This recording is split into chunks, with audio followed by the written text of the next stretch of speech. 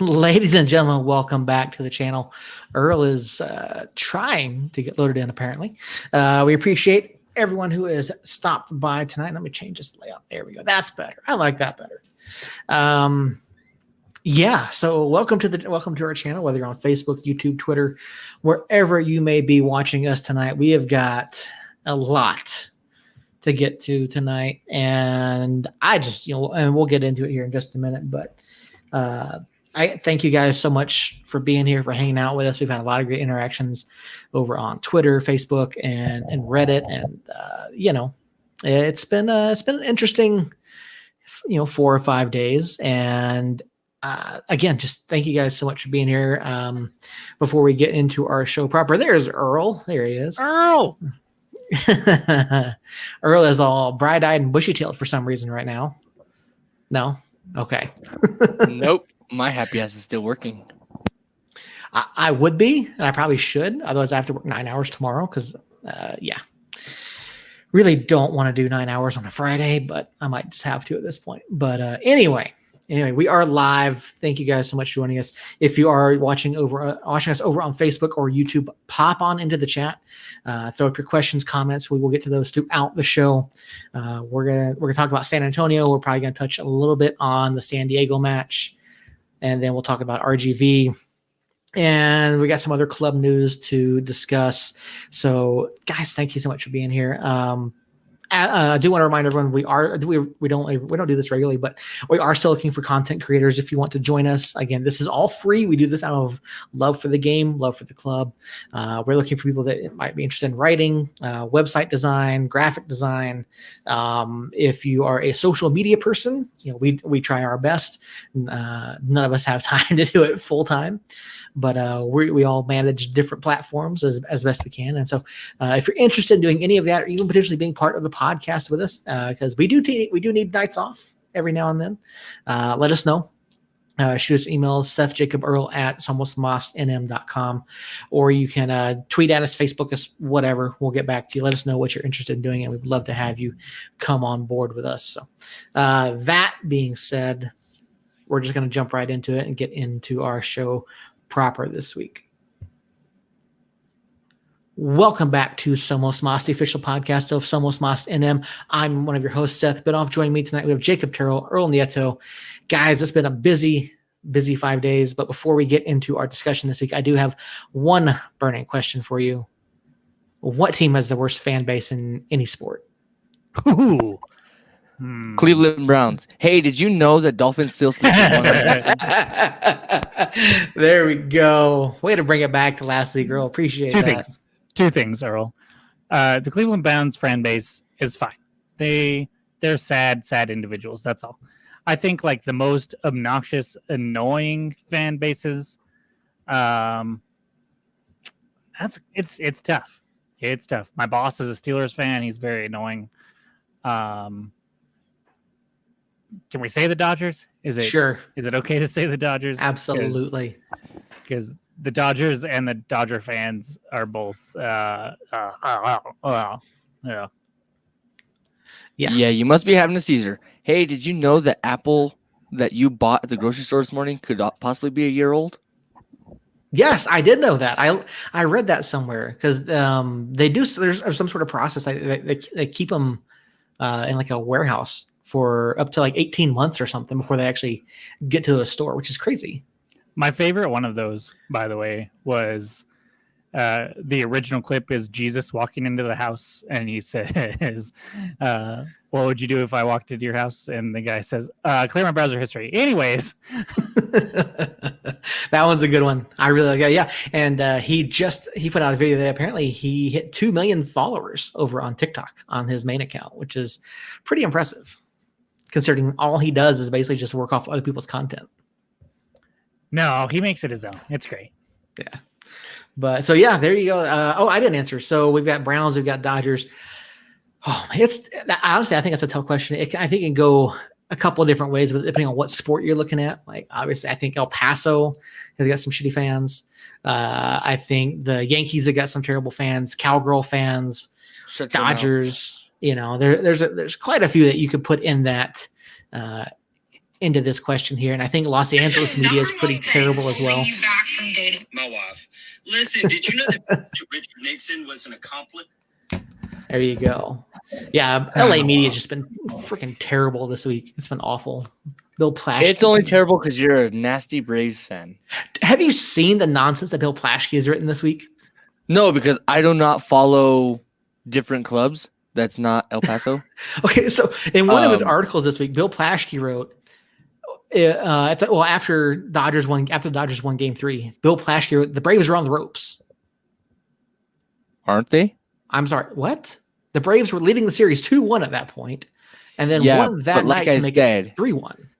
Like I said yesterday, it can be what did I tell you guys yesterday? It was something dumb. Wow, shocker.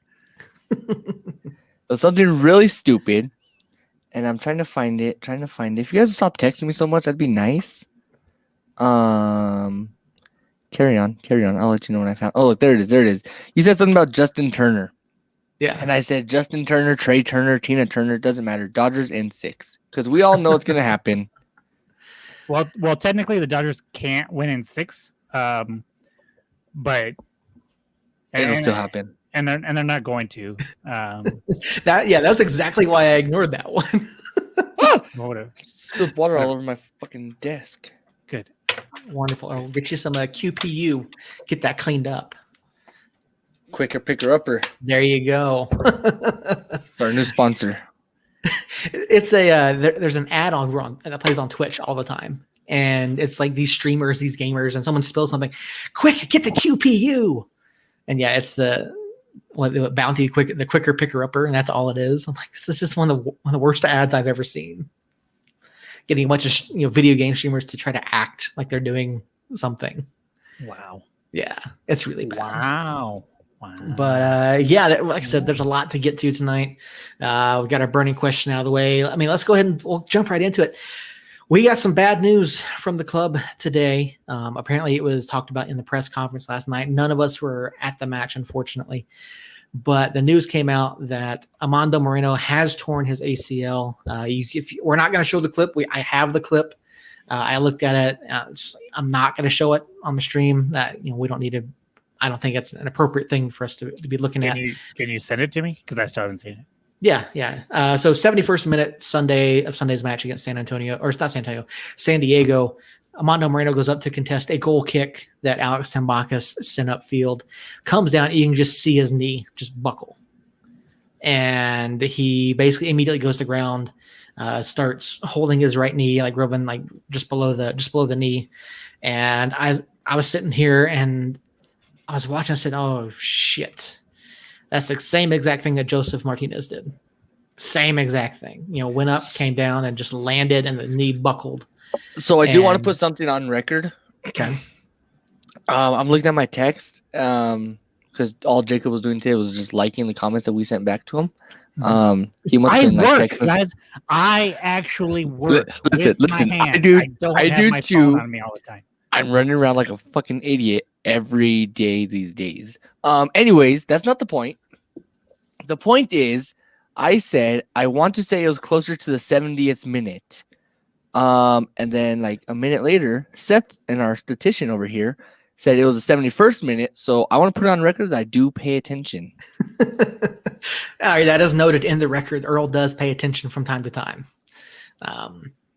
But yeah, it was just one of those things. If you watched Joseph when he played last year against Nashville, came down, you could just see the impact it had on the knee, and it took him 13 months to come back. And so we know for a fact Armando Moreno will be out the rest of this year. I've been doing some research today into ACL injuries, turnaround time, things like that. There was a kid for I think it was Clemson, came back 6 months after it happened, which I think is absolutely insane. But among some of the more notable athletes that we've seen with ACL injuries, their turnaround time, Adrian Peterson famously came back from ACL tear after 8 months and had a fantastic year. I believe he was a comeback player of the year and like offensive player of the year or something for doing that. And I mentioned Joseph Martinez. Took him 13 months to get back to competition. Now he did get back to training after about 6 months. but most estimates on this type of injury are roughly 7 to 9 months in terms of turnaround time after surgery. And with that being said, a 7 to 9 month time span would mean that we could potentially see Armando, say, June of next year, or even potentially on into August. Looking at, again, 7 to 9 months. But we don't know how long it's going to take. We really won't know anything until probably March of next year. So, I mean, what kind of a blow is this to New Mexico United? I know we've missed him quite a bit this year due to international play. And to be fair, he's been having a phenomenal year, international call-ups, a big year for him career-wise. What does this do for us here? And do we have the depth to continue pushing without Armando? Well, I don't think we can answer that without talking about Dev as well. Yeah, that's something else we do need to mention. He's dealing with an undisclosed injury at the moment, but quote was, "It's definitely not day to day. Very possible that we don't have him the rest of this year." Yeah. And so, go ahead. I was going to say, the quote that I have is Dev's situation is more complicated. He's still being evaluated, and we don't know what his timetable looks like. There was a comment on the 1017 The Team broadcast last night that did say and all I said was that there's a chance that neither of them kick a ball again in 2021. So, yeah, we're down 2 strikers. I mean... Yeah, I mean, it's not great, especially when we traded one away halfway through the year, or a little after halfway through the year, in Brian Brown. It basically leaves Illich as our only real big target forward to kind of play. I'm afraid it's going to mean Guzman plays more. Because Rivas will have to move up into more of an attacking role. But last night we saw no Moreno and no Sandoval with Illich starting. Illich scores in the 12th minute. The offense, I understand that San Antonio was down a man when we scored 3 of our goals, but we still scored 4 goals. We have been up a man a few times this year and have not been able to capitalize like that.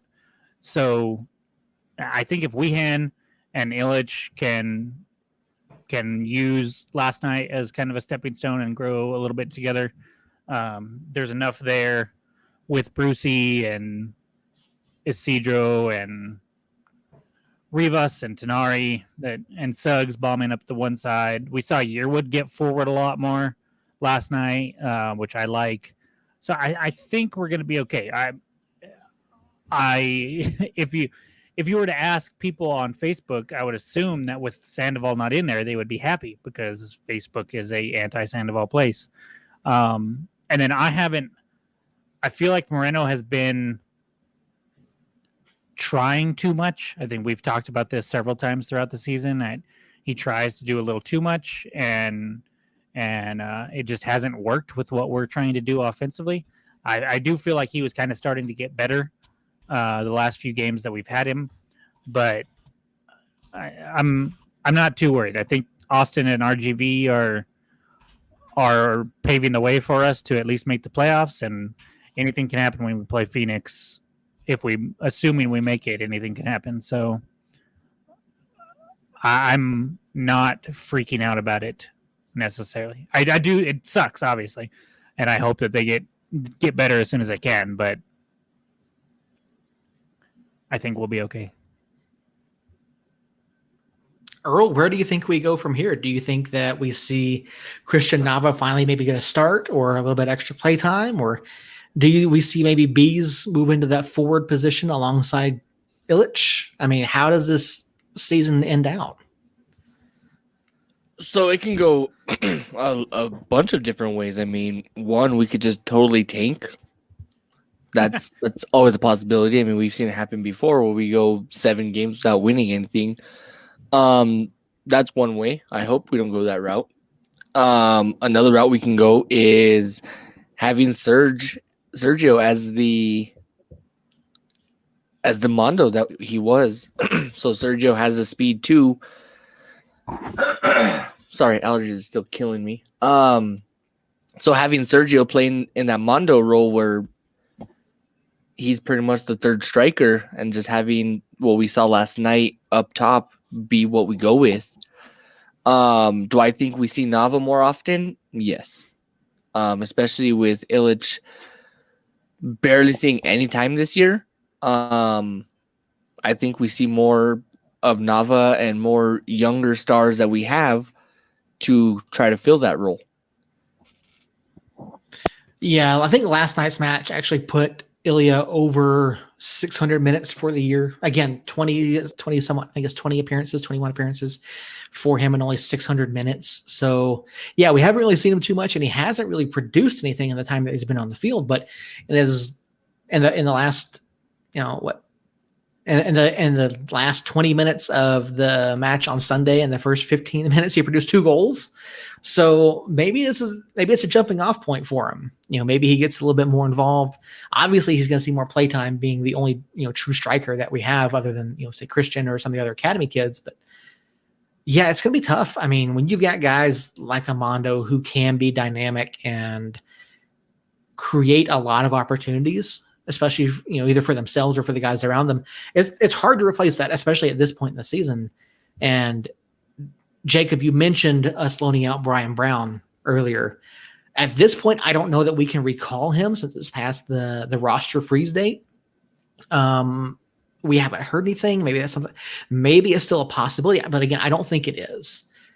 But here in the last 2 weeks, I mean, we've got RGV on Saturday and we've got Real Monarchs next weekend. I'm not at the point where I think it's panic mode, because I think we can still pull points out of both of these matches, and we'll get into the RGV discussion later. But I don't think it's something worth panicking about, like you guys said. Maybe this is an opportunity. Maybe we see guys move up a little bit higher. Bees or Rivas in that forward position more, or maybe Christian gets some more time. I mean, we've still got options, and we're not out of it. The lineup we went with yesterday, where we had Bees, Illich, and Serge up top, I like that. What I'd like to see is more of Sergio staying up top to where he has a goal scoring opportunity. I don't really like seeing him fall into the midfield and play the ball around in the midfield a lot, because that essentially takes away what we're lacking now, is goal scoring opportunity. Sergio has 5 goals on the year? I believe that's correct. Yes. Which means he can score. He's capable of scoring goals, obviously. So why not leave him up top and make and open up the top to where now you have Ilya in the middle who's proven these past 2 games that he can still score goals. And then you have Bees on the left and Serge on the right, or Serge on the right and Bees on the left, wherever you want to do with it. Even if you go with Sergio and Illich up top, and Bees playing kind of like the center forward. I mean, losing Mondo isn't a bad thing. Does it suck? Of course it does. But losing him definitely isn't the panic button that I was about to push on. What was it? Sunday night? Mm-hmm. Sunday afternoon? Mm-hmm. The button I was about to push did go away, and I'm now just like kind of eyeballing it still. Losing Mondo, though, like I'm saying, was not the end of the world, because now you have more opportunity to not even play Guzman, because we still have Mohamed, we have Nava who can play the middle, we have Cello, we have depth in the midfield that we can sacrifice one midfield player like Sergio up top to play as a striker or a winger or whatever we need him to be. Not knowing the extent of Devin's injury and when he's going to come back, how do you think this affects our offseason moves? I know we're not quite there yet, but knowing that we need a striker and we know that Armando's under contract for 2022, how does this affect our offseason? Do we go out and immediately look for a striker who's going to be a long-term replacement. I mean, I think obviously we might need to do that because Devin's not getting any younger, and we don't know when Mondo's coming back. So is this a scenario where we need to go out and try to sign 3 strikers? No, I think what we would do, what I would do if I was in any kind of position off-season wise, would be find someone that can fill in until Mondo gets back. Because Mondo's not going to just be sitting around at home playing FIFA. He's going to be trying everything he can to either keep his mind sharp or keep pretty much anything that he can do to stay sharp mentally. And then the physical parts he's going to be able to catch back up on. So I think we find someone that can fill in for him while he's gone, but then can accept that sub role whenever he does come back. So I don't think we go out and find like Haji Berry or something. Would that be nice? Of course it would. But I don't think we go out and drop all kinds of money on that if we know Mondo will be coming back sometime next season. No offense, Earl, but I could not disagree more.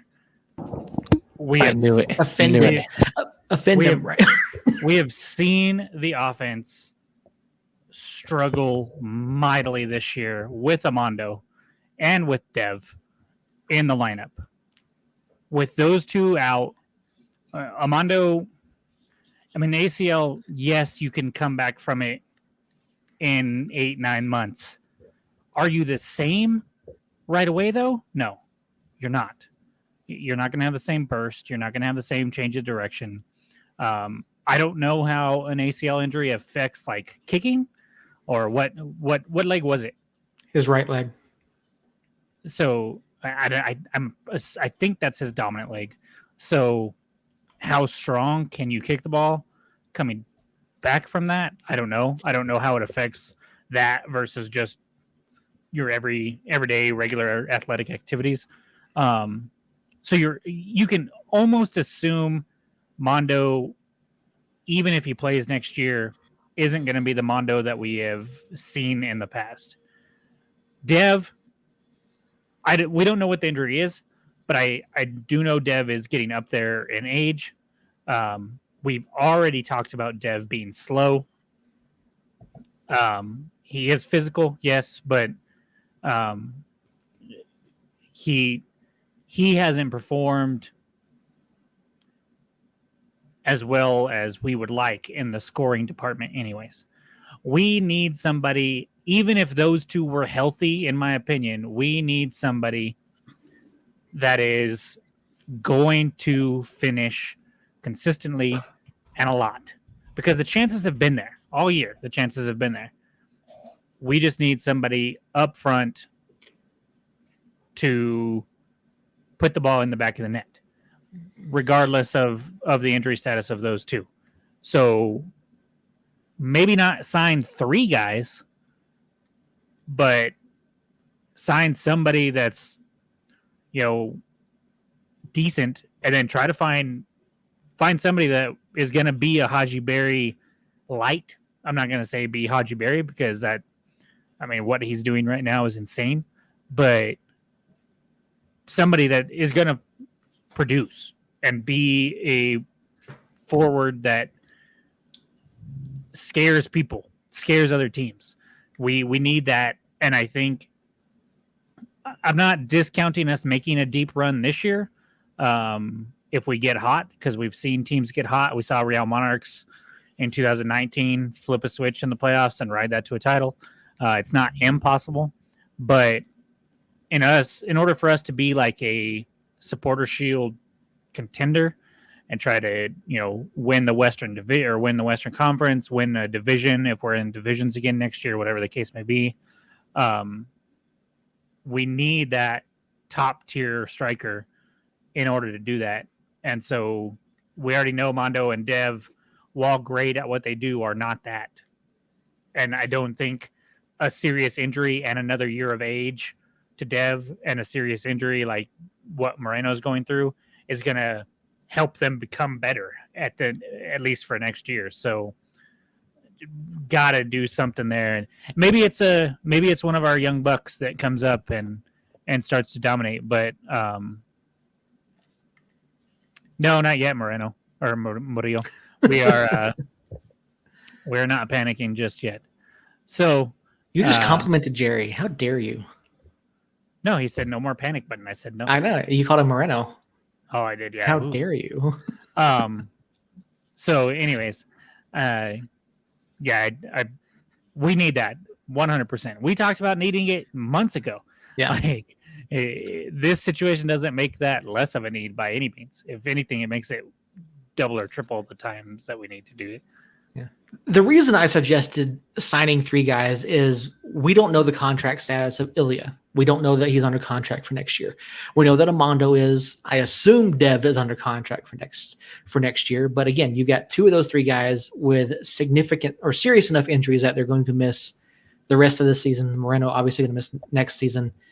A good portion of next season in any case. And so I think we do need to go out and sign a number of guys to bring them in. Maybe bring some of the academy kids up, just give them an opportunity next year, late in the year this year, early next year. Give them those opportunities to come up and play and see what they can do. And I mean, we have until September of next year to sign people before the roster freeze date. But I think we have to make some moves in the offseason, bring some people in. And you talked about the recovery time, what happens with the kicking, how does it affect players? And you can actually, if you go back and watch Joseph Martinez and his recovery progression, you can, and he's notoriously tremendously focused on training and coming back from that injury. And you could see the exercises and things that he was doing. And it wasn't necessarily an issue with his kicking strength. It was confidence in movement is where the biggest issue seems to be with these ACL type injuries. Can you make those cuts? Can you make those jumps? Can you do that? Can you still perform in the air? And I think that's going to be the biggest issue facing Armando when he comes back is, will he have the confidence in himself and in his knee once it's repaired to come back and play the same style? Or does he have to adjust in some way in order to still be a top talent like he is? And so I think those are the issues that we're going to be facing next year when we do see him return to training and then eventually trying to get back onto the pitch for competitive play. Yeah, and maybe we do need 3 because, I mean, we've talked about Illich not performing either. So with Moreno, I mean, I want to see him come back right away as long as he's ready to, but I just don't see that happening with that kind of injury. So, but enough bad news. Let's talk about something else. Exactly. Yeah. Enough bad news. We do have some good news. We did pick up a point Sunday in San Diego on the back or on the because of Ilya Illich and his goal of the week, winning goal. So we did pick up a point in San Diego. We talked about how important picking up a point out in San Diego was, and we did that. We accomplished that, kept our playoff hopes alive there, and then coming into Wednesday night, played a interesting match against San Antonio. We did come out with a 4-2 win for the third win over San Antonio this season, I should say. And what a match this was. I believe I tweeted at Nicholas Murray from the USL Championship last night, and he confirmed that there was a record set in this game last night. We have a recorded, there were 15 yellow cards on the timeline. Wow. On USLchampionship.com.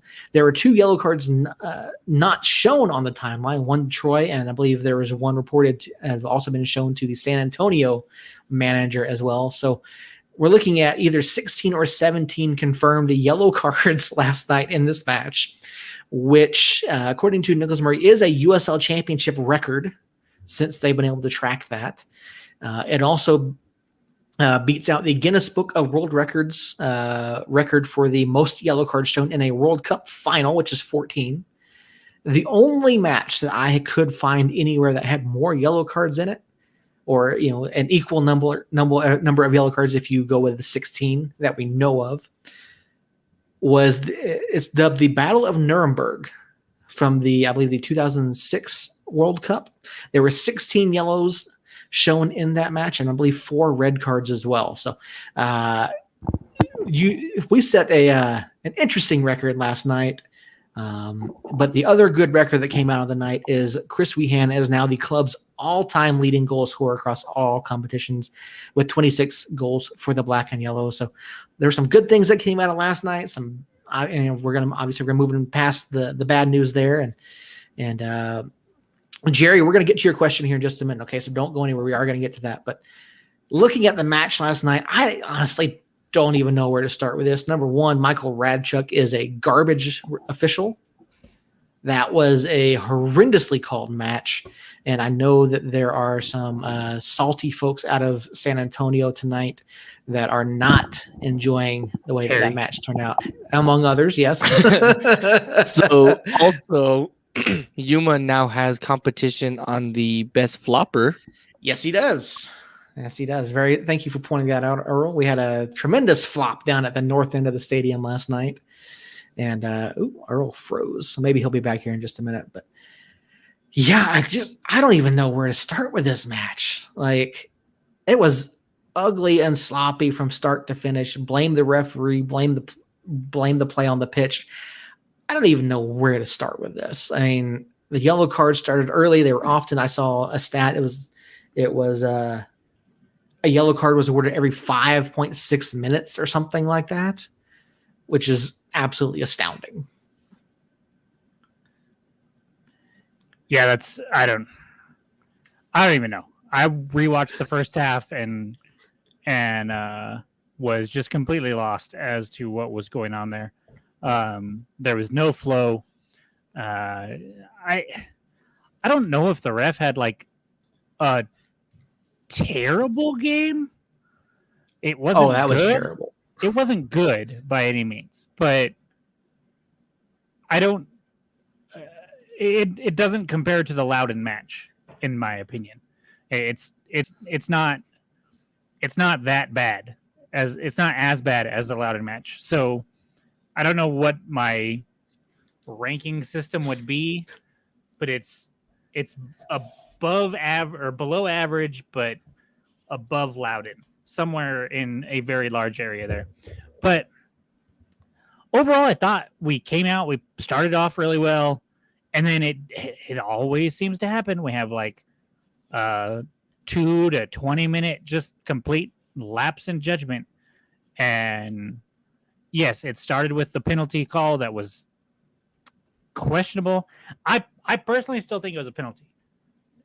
There was not an angle that could clearly show what was going on that shoulder side of the San Antonio player, but I would not be surprised if Suggs had grabbed his shoulder and pulled him down, but I don't know. So I will give him the benefit of the doubt on that one. Everything else, wow. Just wow. To not be able to get a flow going. I mean, San Antonio kind of did screw themselves. I mean, they were playing really physical and then getting mad when there were calls against them. Oh, I think Earl's on his phone this time. Wow, something new. They were playing really physical and then getting upset when they got called for it. And then they were flopping on the other end. So I don't know what their goal was. I thought it was a terribly played game by San Antonio more than it was a terrible officiated game by what's his name? Radnuts. I don't know. Yeah, Radchuk.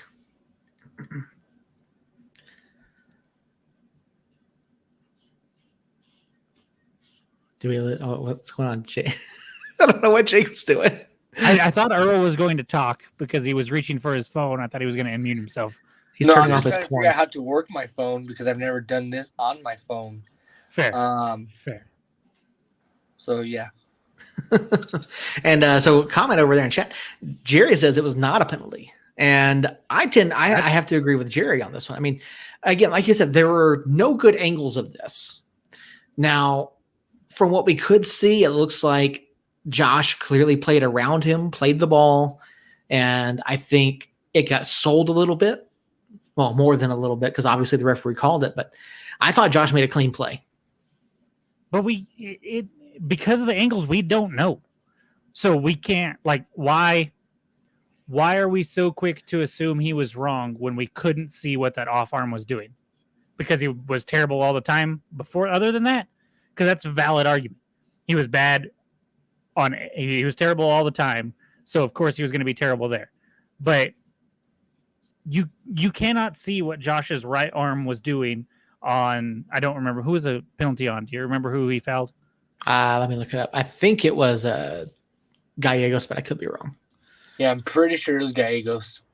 So you can't see what Suggs' right arm and Gallegos' right arm are doing, or right shoulder. So did he play the ball clean? Yes. Did he go around him? Yes. But was he aided in going around him by pulling that right shoulder back? I don't know. And you can't tell. There's not an angle that shows it. I've watched it several times. The replay showed it on replay a bunch of times, and you just can't tell. So the penalty, I'm not going to knock him on that. It was soft no matter which way you look at it, but I'm not going to knock him on it. It was Courtney Ford. Okay, you can knock him on a bunch of other things, but I'm not going to knock him on the penalty. All right. Well, I mean, Jacob's willing to give points away to San Antonio here for whatever reason. I don't know why, but I mean, it was soft. If anything, it was very, very soft, and I mean, there were complaints on both sides about Radchuk's performance last night, and like the referee should not be the story. It shouldn't. The referee should never have that much of an impact on a match. But he did. That was unreal. And to me, the penalty, it ended up being a moot point anyways. But I think San Antonio's bigger gripe is the red card. I don't see a lot there in the slide and contact with Alex. I don't see much there at all. His first yellow card, clear yellow card. Stupid play by him. I don't understand. Yeah, Jerry agrees that the red card was also a wrong call. So I will gladly say that was a penalty against Suggs, and then take the red card against Wright and get 3 points because we're up a man. I'll take that 1 to 3 trade off any day of the week. Sorry, Harry. Earl, what do you think? Got him on the second yellow was sliding with the cleats up. I think that's all it was. I don't think there was anything dangerous out of it. I don't think his studs were up though. I still think he went for the ball. I think it was a play on the ball, but I don't think he meant anything malicious. Troy, they showed him. Troy didn't feel like he did anything malicious because Troy was talking to him on the sideline when he was sent off. Am I complaining about being up a man? Of course I'm not. Well, see, the thing is on that play, and this is something I said over on Twitter. Ollie Wright has the right to go after that ball, yes. But how he did it, he left his feet and went into Alex studs up. That's where the problem is. Alex was down on the ground, and Ollie Wright goes in, left leg extended, studs up. That's where the problem is. I disagree with the studs being up, but that was from what I saw. Maybe my eyes are going bad, but I did not see his studs up. I saw his foot clearly like this. You can see studs up really easily when you watch replays, and his foot was not like this. It did not look like that. It looked like this. So, I don't know. If I was San Antonio, if I was Harry, I understand completely why he's not in the chat right now and why he would be very upset, even though they did clinch a playoff berth already, and it's currently sitting in the second seed, which shouldn't matter to him, except in something that I will talk about later. Oh, so I've got the highlights pulled up, but they don't have the replay on the highlights. But yeah, if you watch the replay, the way he goes in on that is just reckless. Like, I'm not saying he shouldn't attempt that I don't ball. even think he I'm not makes saying. contact with Alex, honestly. Yeah, he does. Oh, he absolutely does. Barely. Jerry, intent to hurt doesn't matter. That doesn't matter. If it's a reckless play, that's where that's where the laws of the game come into play. I mean, whether or not he went for the ball, whether or not he had the right to go for it, the fact of the matter is it became a reckless play, and he went into Alex studs up. I mean, it sucks. It sucks for him. Like, he had, obviously there's no intention to hurt Alex. There's no intention of going into him, that in that way. But when the play happens like that, that's just the result of it. And 95% of the time that you see someone go in studs up, it's going to draw a card.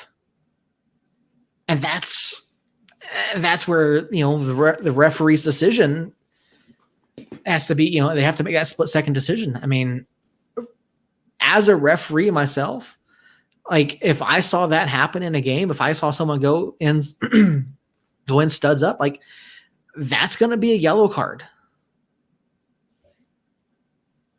That's just how that's how I view the game. That's how I interpret it, and what happened. That's how I interpret what happened on the pitch. So that's where I'm at with that. So, and again, Harry is not going to like it. Roy's isn't happy. San Antonio fans all around are not happy about it. But it's just one of those plays where if he goes in, I think if he goes in and doesn't have his studs up, then it's not a foul. And that's not something that gets reviewed by the appeals committee. That's not something that they can overturn. I just watched it 3 more times. I don't see studs up, but we can agree to disagree on that one.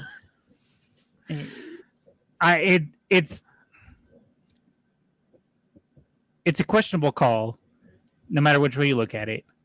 The studs up, if that's what he did, if I'm just not seeing it, then it's probably pretty clear yellow card, and he should have been sent off. But and I think what might be coming into play here is that in my head I know it was a second yellow card, but I keep thinking it was a straight red for whatever reason. So if it's a yellow card play, or because it was just a yellow card, I can see it. Even if the studs might not be up as clearly as you say, maybe it's still a yellow card because it was very late.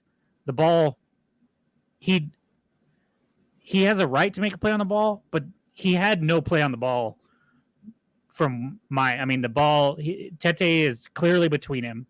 If he slides like that, if he takes out Tete, it's probably a yellow because he's coming in from behind. Well, that would have been a straight red. If he takes out Tete from behind, that's a straight red.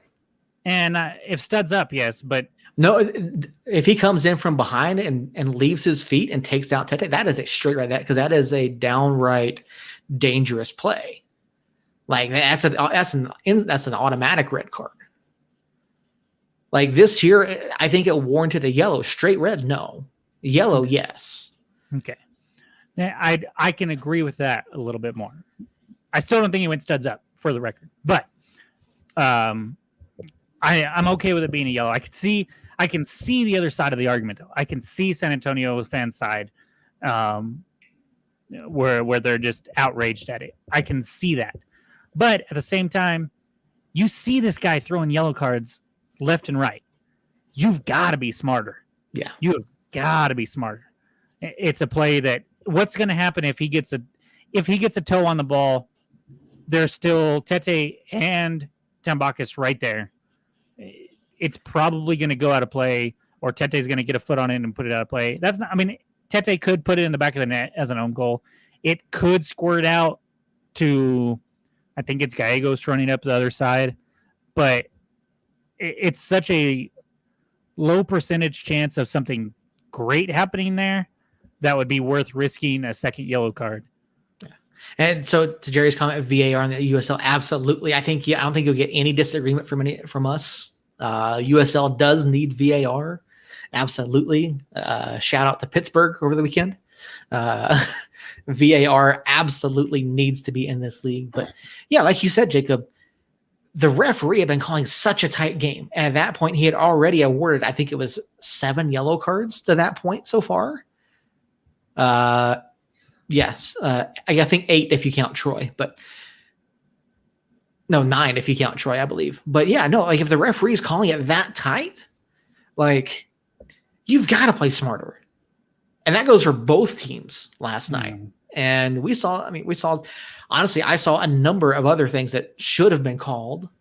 I saw a number of things that shouldn't have been called.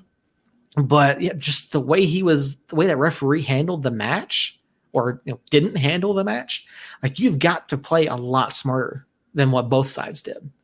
I think we're lucky to have not seen this down to like 9v9. Yeah.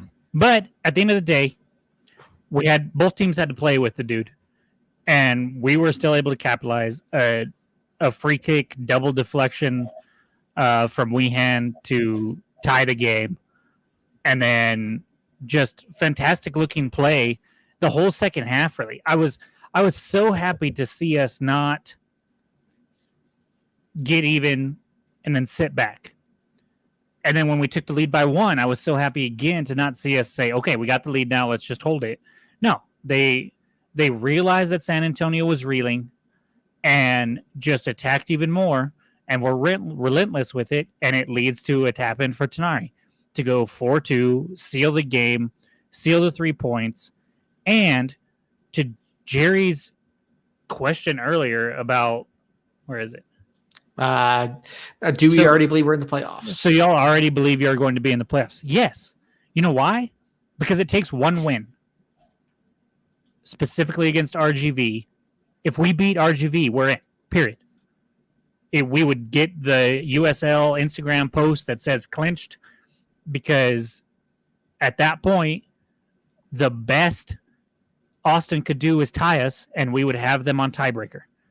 And then RGV could not get to 46 points because they would have 2 matches left. They would be sitting on 38. The best they could do is 44. So 1 win against RGV puts us in. And even if we lose that one, a win against Real probably puts us in. Because then RGV, after us, plays... I had it right here. Plays Real Monarchs, but then they play El Paso. And El Paso could be sitting people, but even El Paso sitting people, I'm not sure. So I'm looking at tonight, or Saturday night, in RGV. And if we go out and take care of business and get at least a draw, we're going to be sitting pretty. So yes, I am thinking we're already in. Or at least we have the best chance of being in out of those clubs. Earl, what do you think about Jerry's question? I'm the same thing as Jacob right now. I think that barring the end of the world, I'm pretty sure we're in. I mean, right now, if the season were to end right now, yeah, we're in. If the season were to end tomorrow, we're still in. We play RGV and then Monarchs. So there's a real good possibility that we pick up 6. I don't even know, nor do I really care about who Austin plays. I know they play San Antonio, and I think you said El Paso, maybe?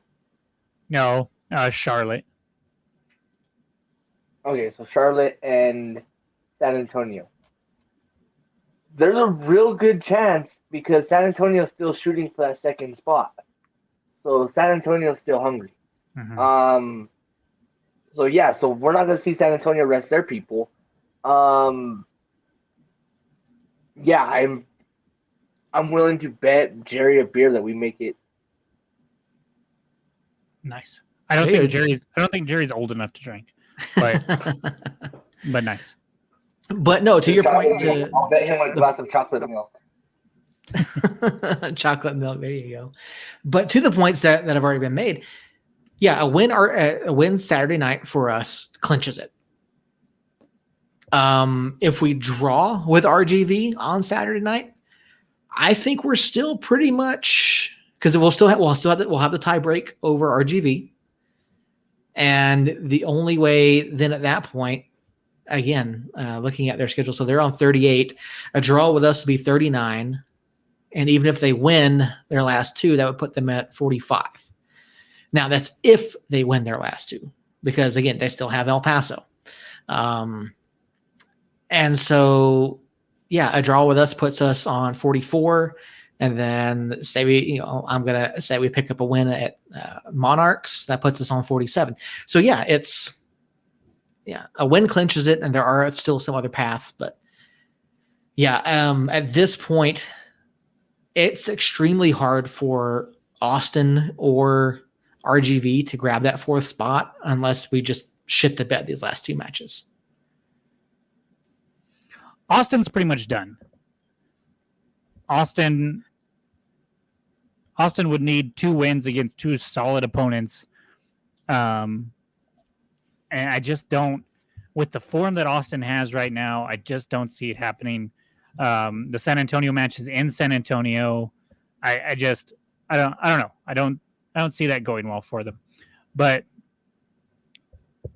the bottom line is RGV, who also is in okay form.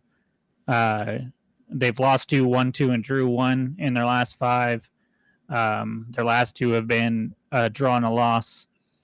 It's hard to say what they're going to do, but the fact that it's winning, you're in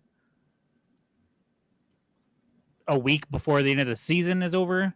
You have to be feeling good about that. Yeah, and there's no reason not to. You look at RGV's form. He said 2 wins. I mean, those wins are over Atlanta United 2 and Real Monarchs. So there's really not a lot that you can put into those 2 matches. Yes, Atlanta United 2 has had a pretty good season. And they looked very good early on. But at this point, I have a hard time seeing RGV making it. I have an even harder time seeing Austin Bold making it, especially looking at the schedules that they have remaining. You mentioned San Antonio and El Paso, both still opponents. Charlotte's already in the playoffs. So, yeah, I think Austin's schedule is the tougher of the 2.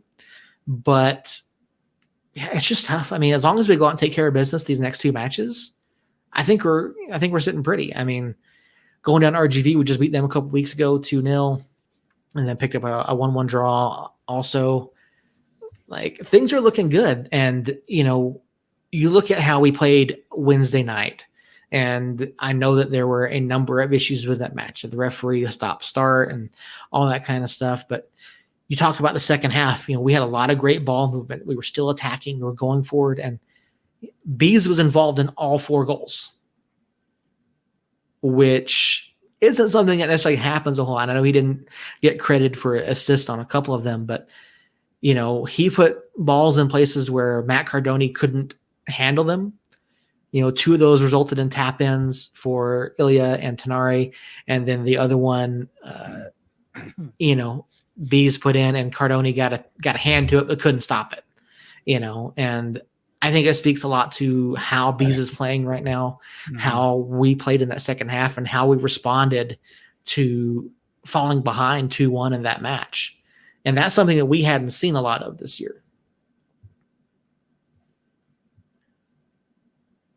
Yeah, real quick, I can't skip an opportunity to give Jerry a hard time. Jerry, I know math isn't really taught in El Paso, but if RGV does beat us, they would be 2 points behind us, not 1. Just wanted to correct you there, just because.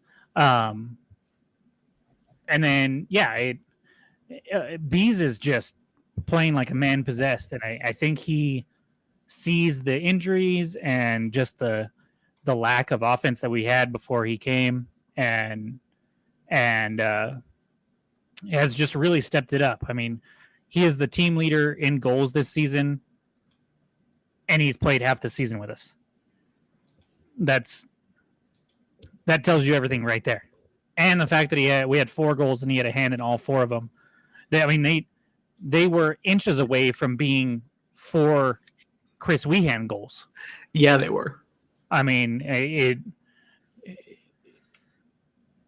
the fact that they were not is one, a credit to Gardoni, because he did make a couple of incredible saves on it. And then, I mean, you can't discredit what Ilya and Tenari did, because they were in the right place at the right time. And that is a skill.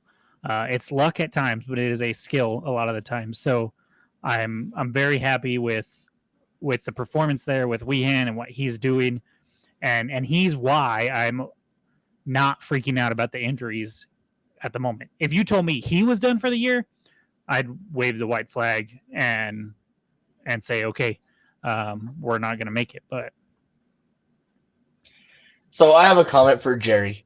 And it's on his question. Why do you look down at Real Monarchs? They already beat you this season. They draw against El Paso and blah, blah, blah, blah, blah, blah, blah.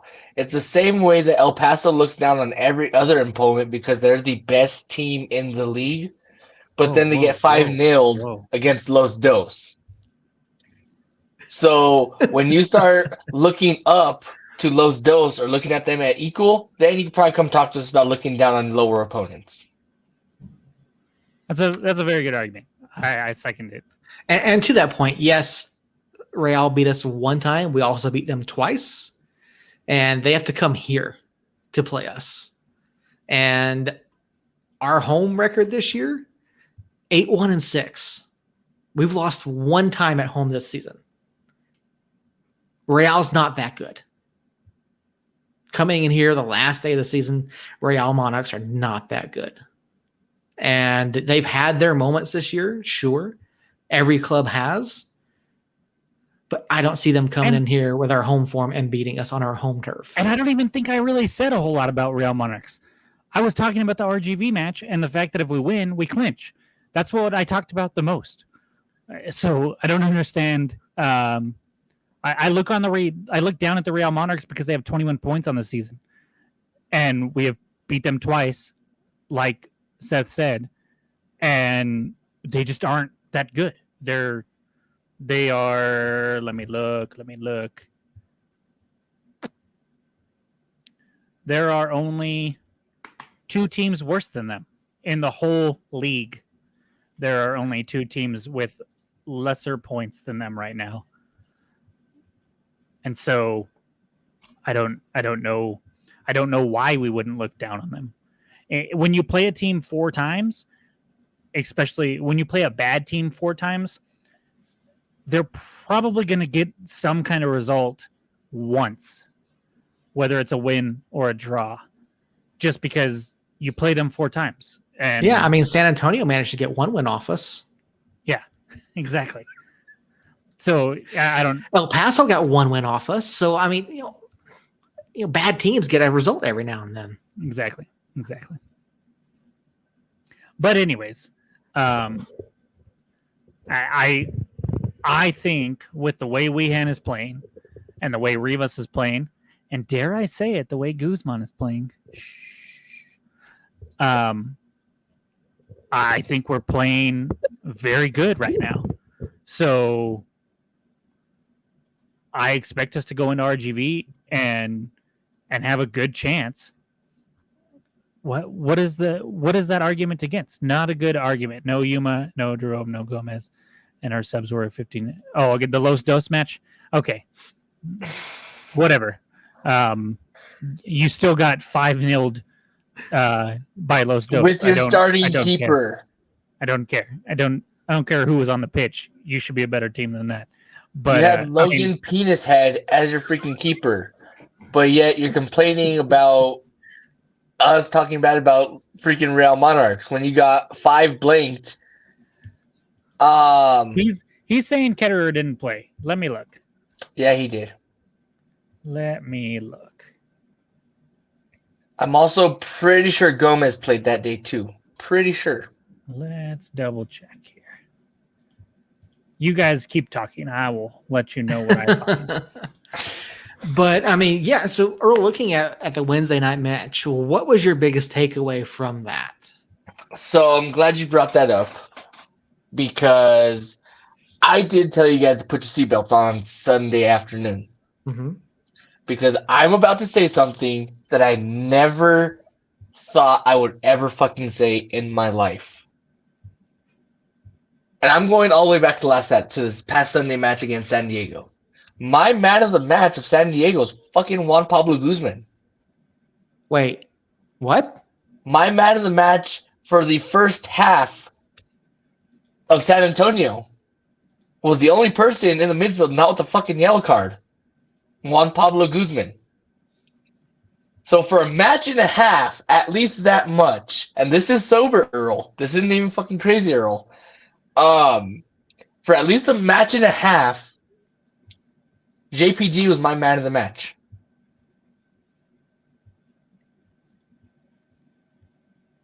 I'm gonna go get the alcohol because I don't believe I just heard that.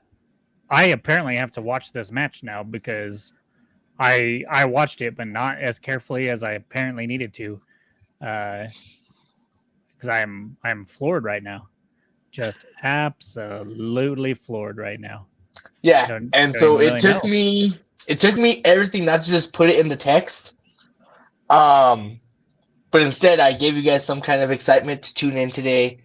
I told you guys put your guys' seatbelt on, and that's why. Because, like I said, and I'll say it for probably the last time this season and probably next season too, is JPG was my man of the match for 1.5 matches.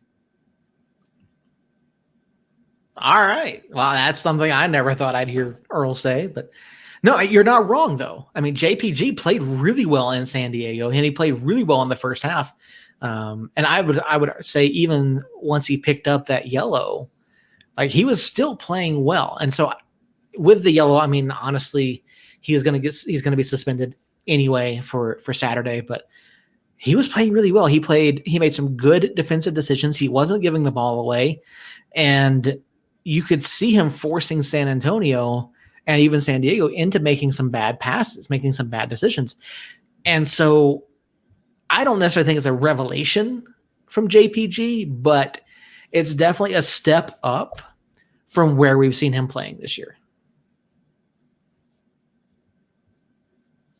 Yeah, I can't say enough. He impressed me for sure.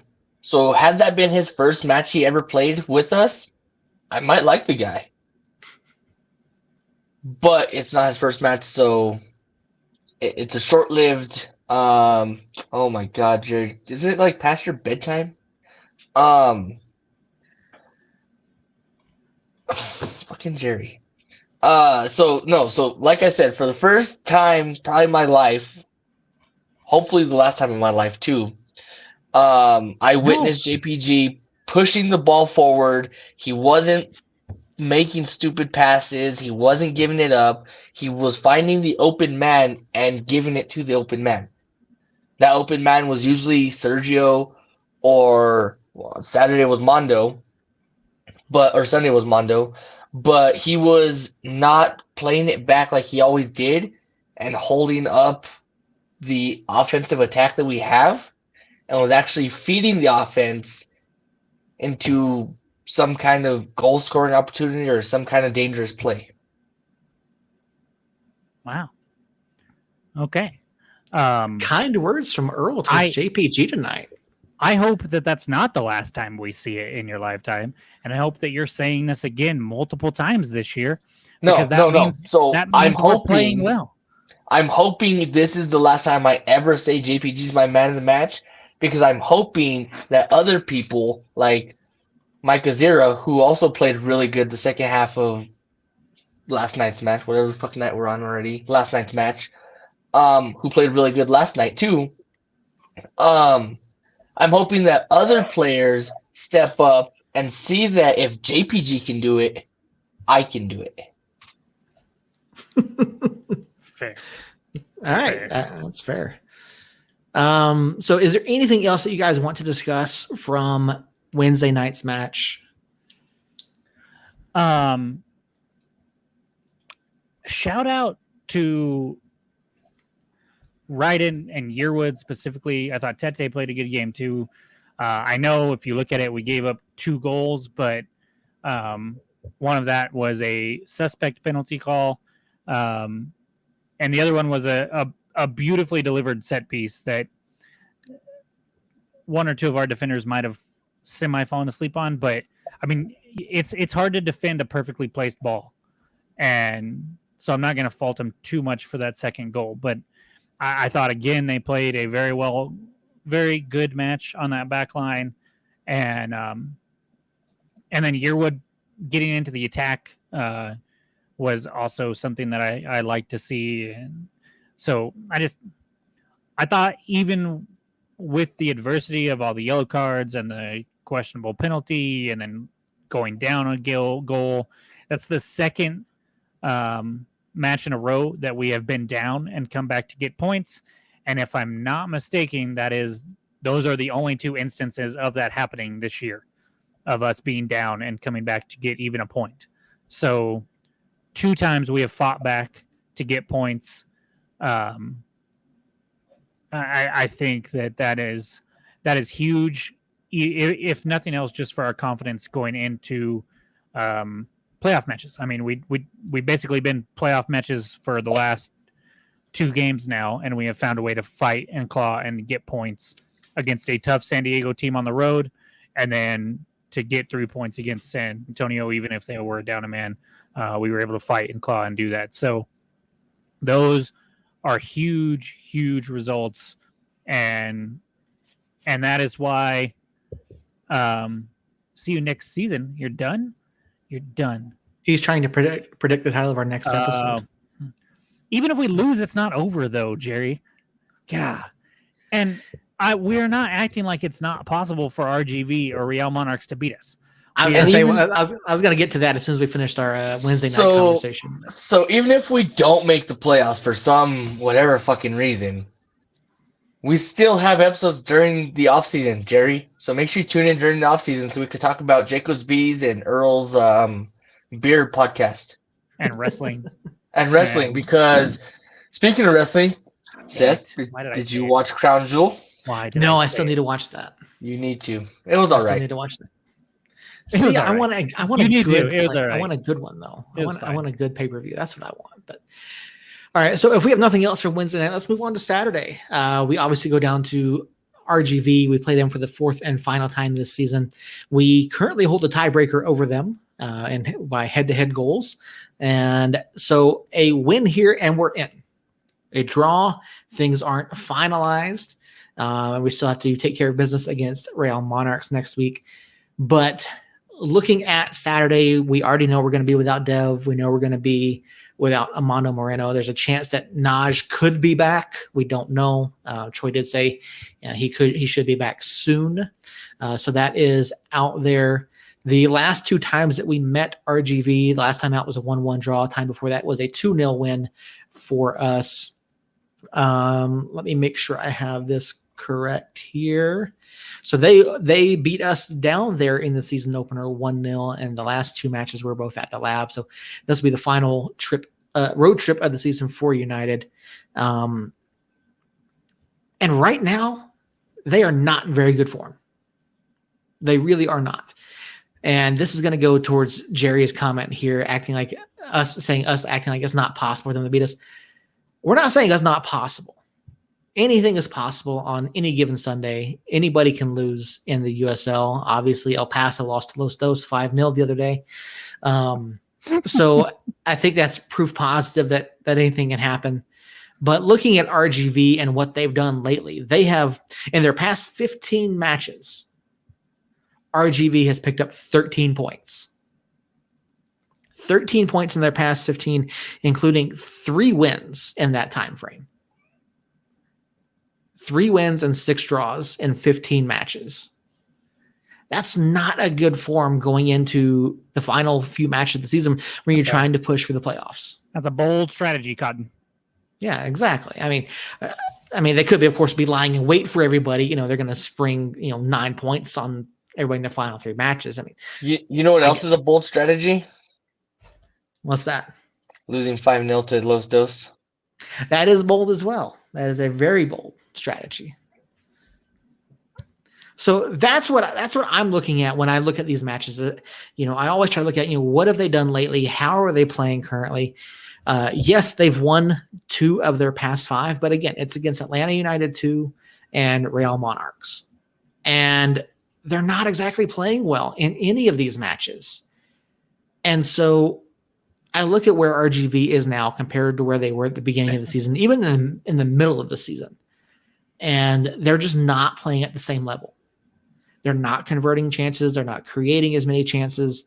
And they've just kind of fallen off. And they have not been able to maintain the form that we saw the first half of the season, where they were just taking everyone by storm. And so that's why I say, I look at this and I say, we're going to go down. We're going to go down to RGV on Saturday. We're going to raise some hell, and we're going to walk out of there with 3 points. Because I don't believe that RGV has it at this point in the year. Yeah, we obviously could lose either or both of these matches. But if you look at desperation factor, past form, this and that and the other, we, if I'm not mistaken, have only lost once in our last 9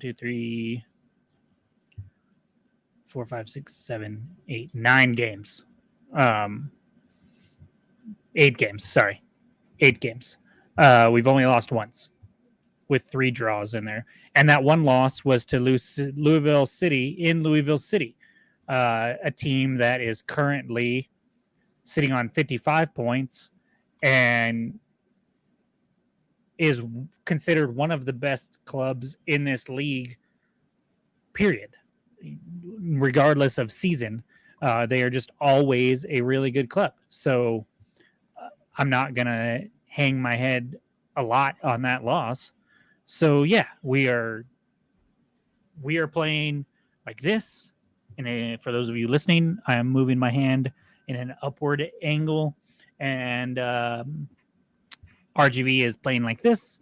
And obviously I'm moving it in a downward angle, as Seth just talked about. So if you just want to play odds, we're better form. We are a team that is, if RGV was to make the playoffs, everybody would be like, oh, wow, RGV had such a good season. Even if we make the playoffs as the 4 seed, most people are going to be like, wow, they kind of underperformed. And if we miss the playoffs altogether, then it's just a terrible season for us. So I think we have a little bit more motivation to try to make the playoffs, and we're playing in better form, and we know how to get it done in these must-win games. We've done it in the past. So I just like our chances. And even if we lose, while not great, we'll see what happens. But I secretly hope we draw. Because me and my wife will actually be at the game on the 30th. And if we draw and then we win, we still clinch no matter what anybody else does.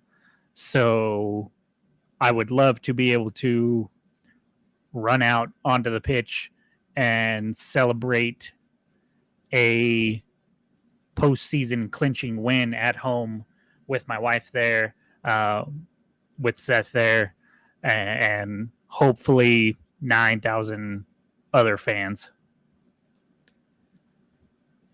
Jerry, it doesn't matter who your reserves are. Doesn't matter who your subs are. Your starting lineup, come on, dude. Like, you guys played Solniak, you guys played Leandro, you played Mares Luna. You had your starters out there. Like, you had your, probably 8 of 11, 9 of 11 of your starting lineup out there. So I don't want to hear it. Those guys could have performed against Los Dos. You had Mr. 305 freaking Pitbull freaking Logan Penis Head as your keeper. I'm pretty sure you could have stopped at least 1 to make it 4, but it's okay because the same way Jacob's hand was going this way was the same, and I'm pretty sure what he was talking about was your win probability when you played Los Dos after they scored their second goal. It was a drastic spike down. Yeah, sorry, So- Jerry. Go ahead, Earl.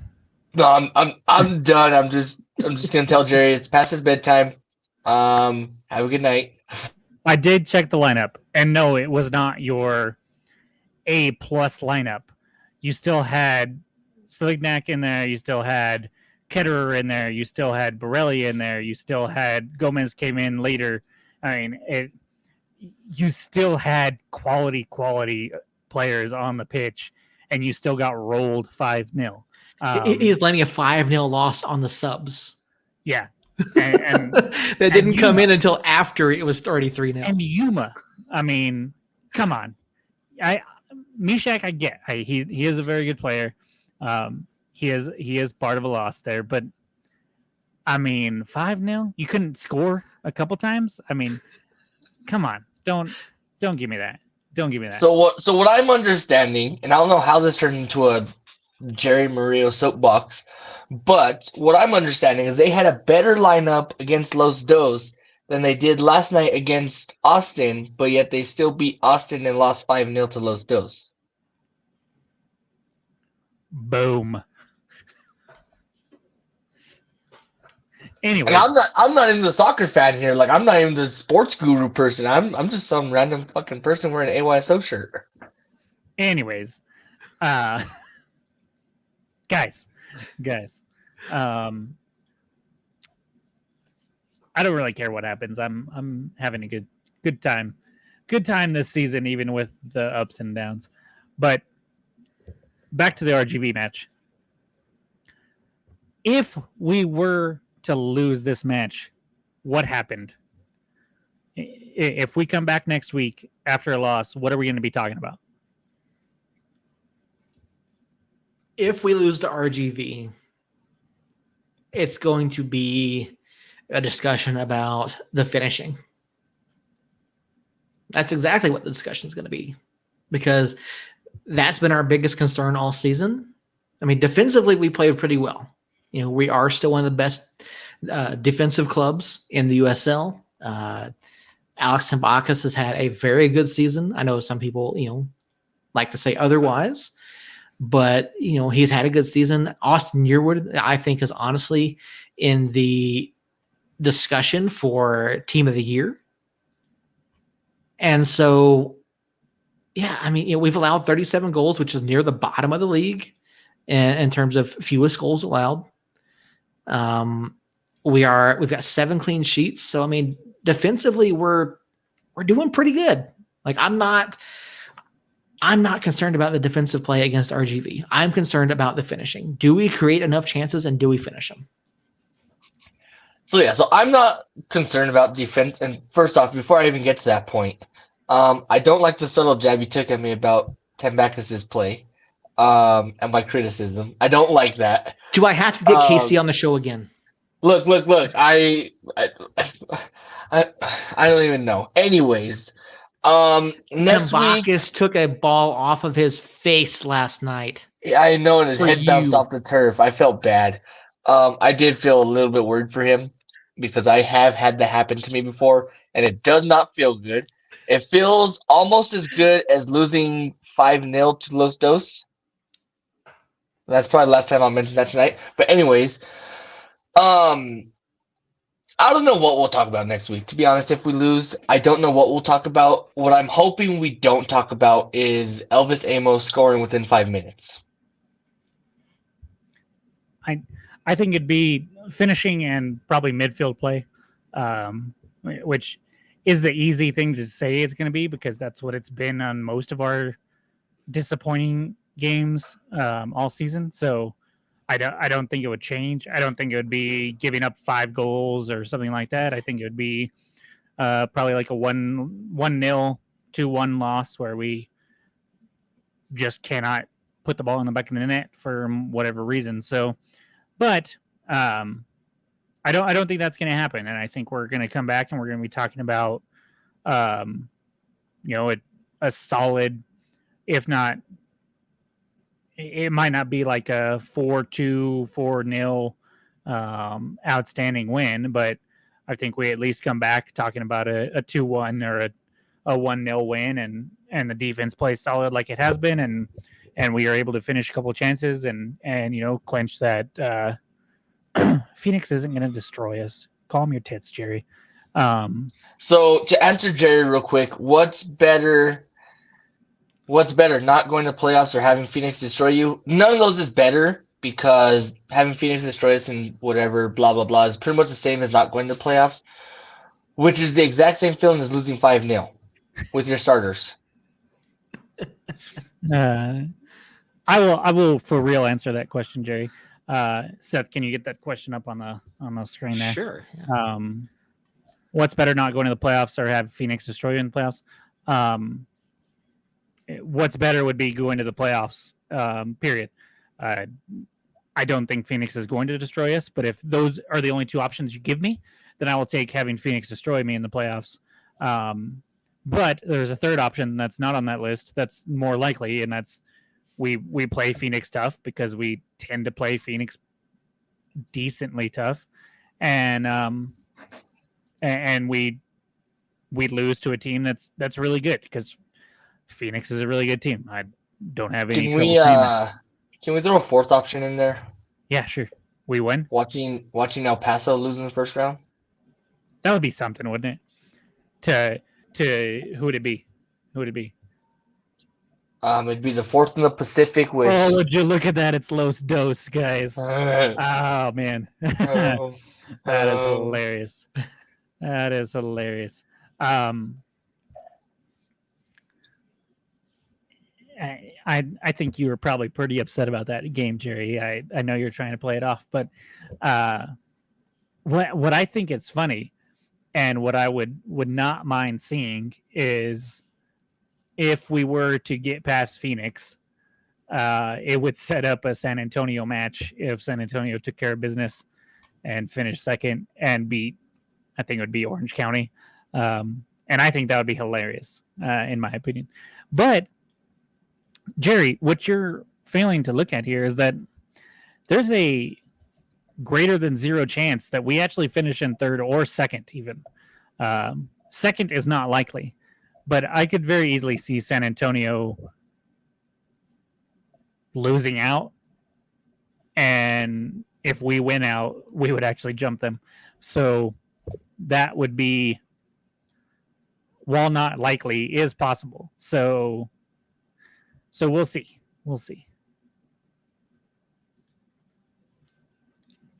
Jerry, it is possible to lose in your blue waffle fortress over there that you call Blue Southwest Park, whatever the fuck you call it. Blue Fortress. I've never heard it called that, and it just makes me laugh. So It's actually the first time I've ever heard it tonight called the Blue Fortress, and it will be a Blue Fortress when you lose in it, and especially if it's in the playoffs, and all the El Paso fans, including you, because I'm sure you will make it to that match, are sitting in the supporter section or wherever your seat may be, your season ticket seat that you reserved last year or whatever, wherever you're sitting and they lose, I'm sure it will be blue because you'll be freaking crying.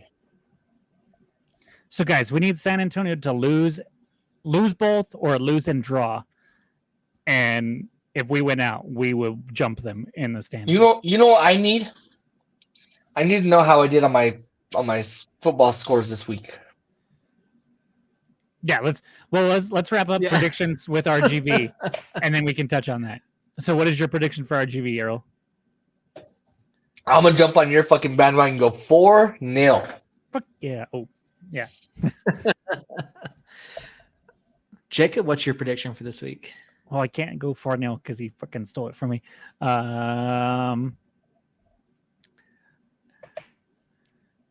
I don't know. Hold on. I gotta change my score. Change my score. Okay. This one's in honor of Jerry because it's proof that it fucking happens. 5-0. I love it. Okay, then I'll go 4-0. All right, 5-0, 4-0. I'm gonna say 2-0. Us down there. I think. Wow, that you saying 2-0 is like Earl saying 5-0. Like that's a huge thing for you to say. We get 2 goals and a shutout. So I'll take that. You know, again, we've played well defensively all year. Alex is a damn good goalkeeper. He's made some really good stops. And I think we have enough to go down. And as long as we can finish our chances, I think that's what it ends up as. 2-0, 3 more points on the road. Again, my concern is finishing those chances. If we don't do it, then we're going to run into some trouble. But I think we're dialed in, especially Bees. I think Bees is really dialed in right now. And so I think we're going to play pretty well. And to Jerry's point about not going to the playoffs, given the season that we've had, going to the playoffs is going to look pretty damn good this year. And, So, go ahead. is it safe to say if we beat RGV, they're eliminated? Yes, if we beat Essentially, RGV, yeah. we are clinched. Yeah. Period. There is no way if we beat RGV, we will get the little X by our name, and we will be going to the playoffs no matter what happens in RGV's last 2 matches or our last match. And cue the Jerry comment on how he clinched about 9 weeks ago. Jerry says 2-1 RGV because he hates us. That's Of good for course he him. does. I'm just going to keep remembering the 5-0 Los Dos. I would love to see, and I know Jerry hasn't typically given us his predictions, but I would love to see if Jerry at any point this season predicted that we would win a game. Can you put his prediction as a comment down there, please? Yeah, there you go. Thank you. So now we can clip this and we can say, look at this clown show when United wins. Much like There you he go. does to us. Absolutely. Yeah. We will take that for sure. All right. So what was I going to say? I was going to say something. So, Jerry, the thing is, like, we all acknowledge that El Paso's had a good season. Like, there's no logical sense to try to deny it. They've had a good season. They've played really well. They've been tough down there. And yes, it has been, 25 straight unbeaten matches, but they still only beat us once this year. So, it's just one of those things, like anything can happen. Anyone can go down there and walk away with a win. Yes, it is a tough place to play, but all credit to El Paso and Mark Lowry. You guys have had a fantastic season. Like, no one can deny that.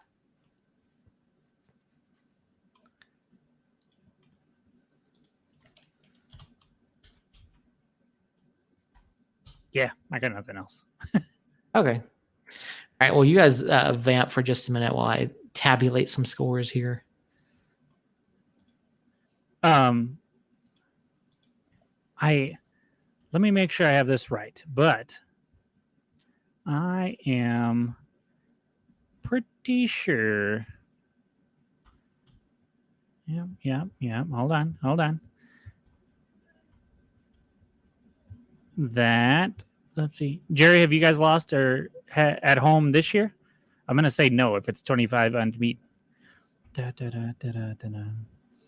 Yeah, so the last team to win at the Blue Fortress was who, Jerry? I want to see you comment the last team to win in the Fortress real quick, as Seth is the Zach Galifianakis meme from Hangover as we speak, with the numbers and everything flying around him. Oh, you don't recall, Jerry? Oh.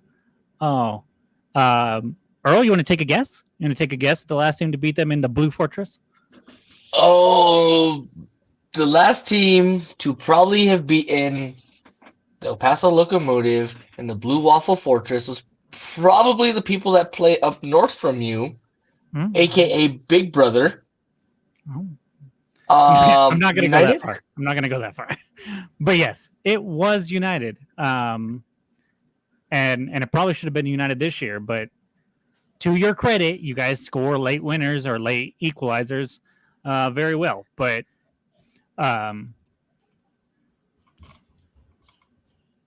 it was United that beat you last in the Blue Fortress. And I don't know, probably over a year would be my guess. But I don't have it up again, but I can tell you if you would like to know the exact date.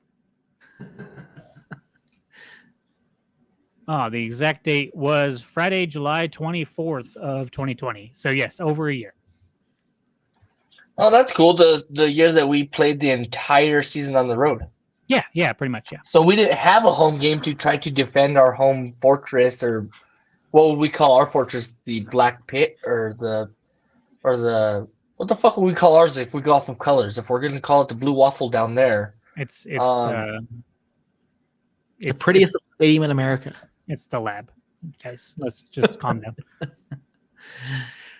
All Jerry, right. Jerry, have you beat us in Albuquerque? I know one thing: it hasn't been this year. Oh, if it wasn't, if it wasn't you guys that beat us here, if you guys did beat us here this year, and we didn't have home games last year, and the year before that was a 3-0 win for New Mexico, I don't think you've beat us here. So that's funny. It's okay. Our statistician will be right on it. Yep, looking that up. No, I know they haven't beat us. You don't have to look any of that. What I've set up, I've already looked it up. Okay. You just got to tell us football stuff. All right, football stuff. So, all right, we've got our predictions in for this weekend. We all think New Mexico United is going to go down and pick up a win against RGV and clinch the playoffs on the road. But if it's a draw, I'm okay with that. All right, of course. Right. Jacob's rooting against our team, so good to know.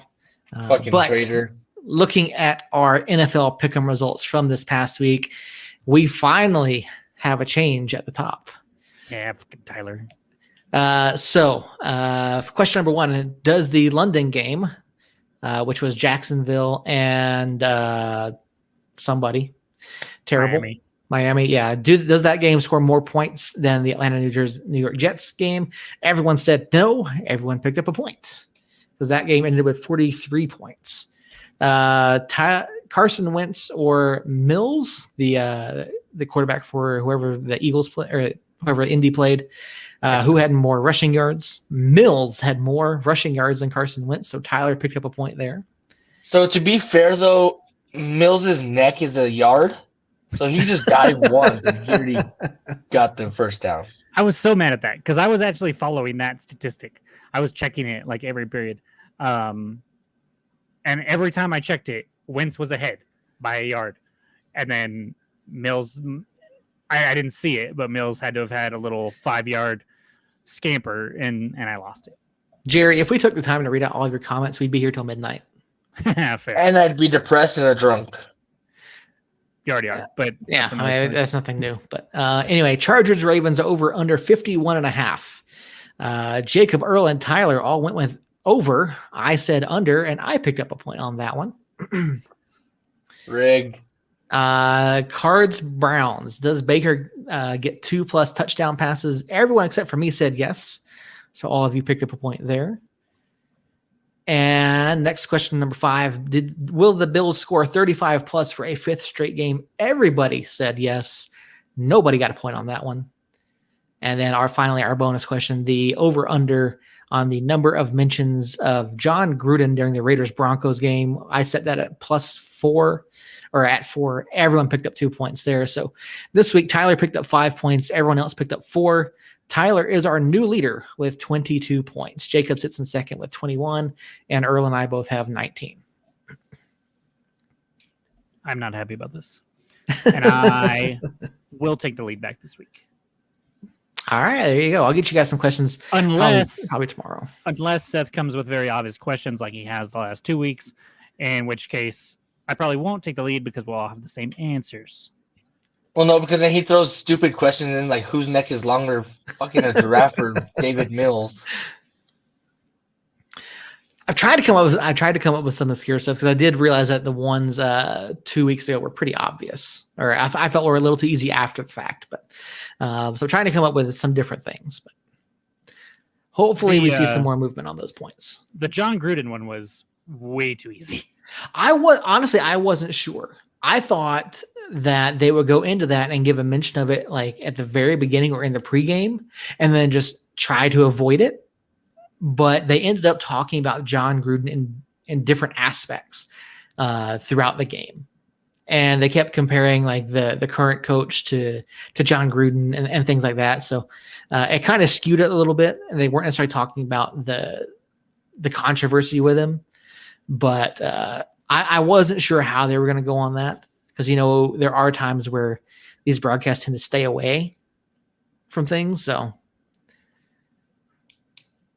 all right, I think that's going to just about do it for us this evening, unless you guys have any closing comments. Good night, Jerry. All right, Jacob, get us out of here. All right. I seriously am hoping that we have Seth's pointing at his nipple for some reason. I don't know what that means. He voted. It's way too early for me to be thinking about voting. Oh yes. Brain's going a little slow today, apparently. I now see why you did that, because there is a very important topic that you have to vote for right now.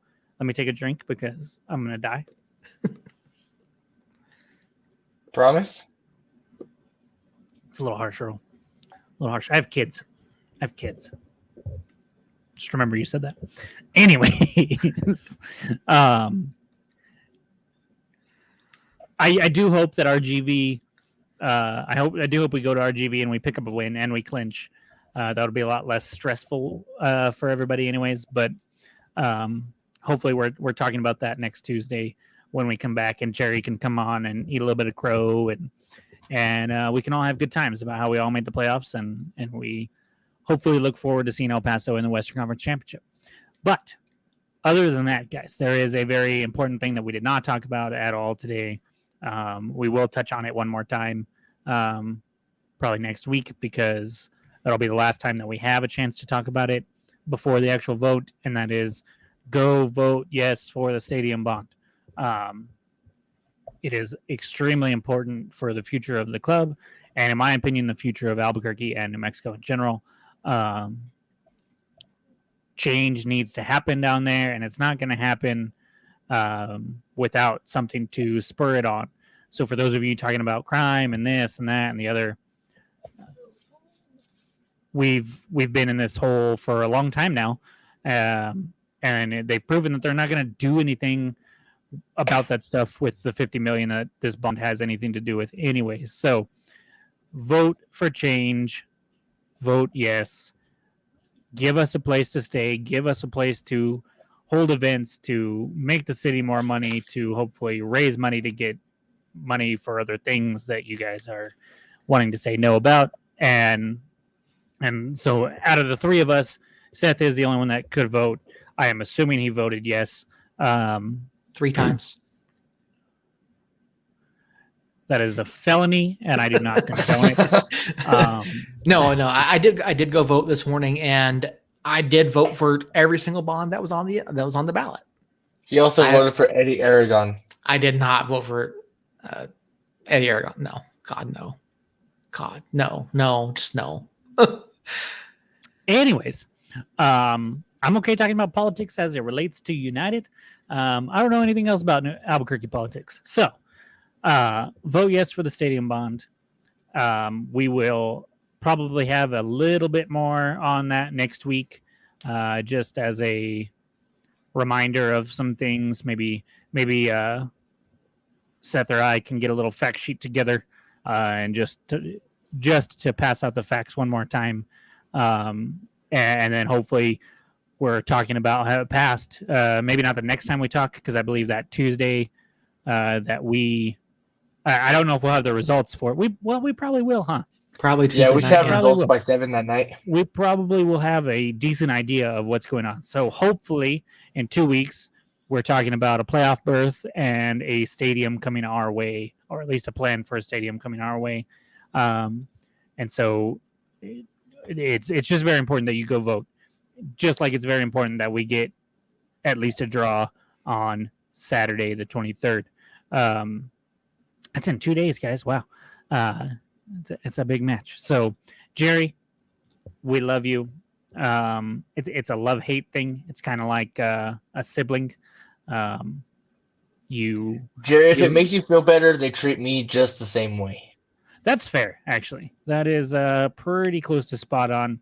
But I think if we were all brothers, Jerry would be like the youngest that like just is super annoying and I'd be adopted. and craves attention for sure. And so, anyways, I had lost my track there because Earl threw out an adopted line and it caught me off guard. Jerry, thanks. If you're listening to this on the podcast, come check us out live on YouTube, Twitter, and Facebook, preferably Facebook or YouTube, so you can comment. But if Twitter is your thing, that's okay too. But just come in, comment, ask questions, tell us your opinion, whatever the case may be. But next Tuesday at 9, we will be here. Earl will not be here. I forgot about that. Earl will be out of town in Missouri with his lovely wife. And so we will not have him until the November 2nd show. But hopefully me and Seth are here talking about a win. And we would love for you guys to come and celebrate with us. And until that show, somos unidos.